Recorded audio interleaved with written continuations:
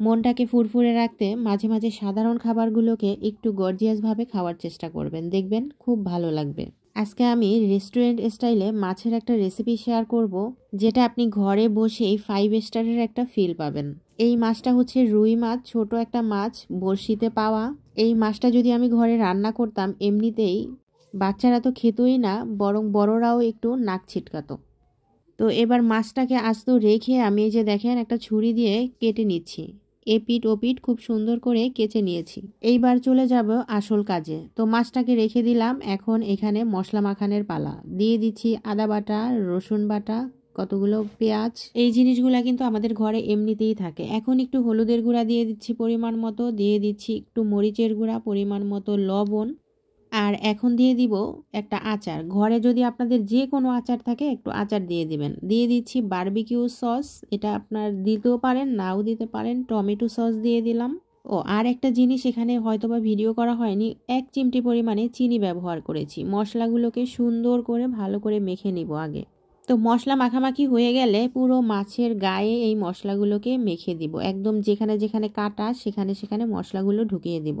এটা যখন মশলা মাখাচ্ছিলাম মনে মনে ভাবছি মাছটা আরেকটু বড় হলে ভালো হতো, তাহলে সবার জন্য পারফেক্ট হতো। এখন মশলা মাখামাখির কাজ শেষ। আমি আধা ঘন্টার জন্য ম্যারিনেট করে রাখতে দিয়ে দিলাম। আর এইদিকে আধা ঘন্টার পরে চলে আসলাম, একটা প্যান বসিয়ে তেল গরম দিয়ে দিলাম।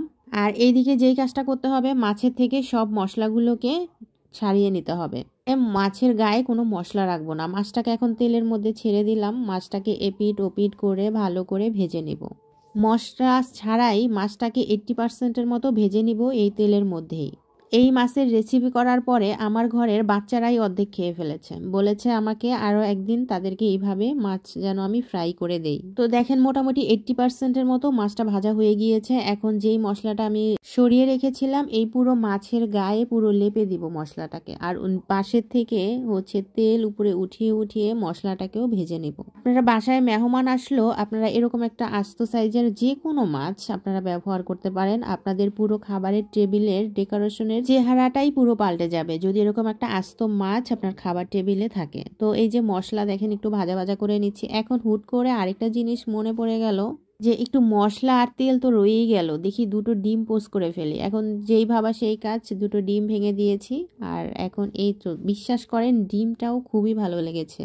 তো ডিমটাকে উল্টে পাল্টে নিয়ে আমার মাছ ভাজা কিন্তু একেবারেই কমপ্লিট। তো এখন এটাকে নামিয়ে একটু সুন্দর ডেকোরেশন করব, তার জন্য একটা প্লেট নিয়ে নিলাম। এইবার মাছটাকে রেখে দিলাম আর একটু সুন্দর ডেকোরেশনের জন্য পেঁয়াজ গোল গোল করে কেটে দিয়ে দিচ্ছি। তো রেসিপিটা কেমন লাগলো অবশ্যই কমেন্ট বক্সে বলে যাবেন। আজকে এই পর্যন্তই। সবাই ভালো থাকবেন, সুস্থ থাকবেন।